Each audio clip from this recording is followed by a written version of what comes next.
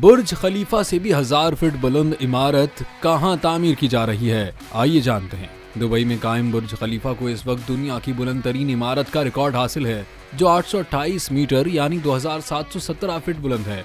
लेकिन अब ये एजाज इससे छिनने जा रहा है, क्योंकि न्यूयॉर्क के इलाके मैनहट्टन में एक बुलंद व बाला इमारत तामीर की जाने वाली है, जिसका नाम बिग बैन टावर है। बिग बैन टावर का डिजाइन देखने में अंग्रेजी हुर्फ यू जैसा होगा।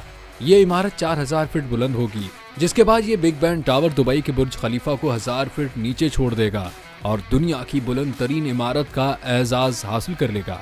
ताहल ये वाज़े नहीं किया गया कि बिग बैन टावर की तामीर का आगाज कब से होगा और ये कब तक मुकम्मल होगा।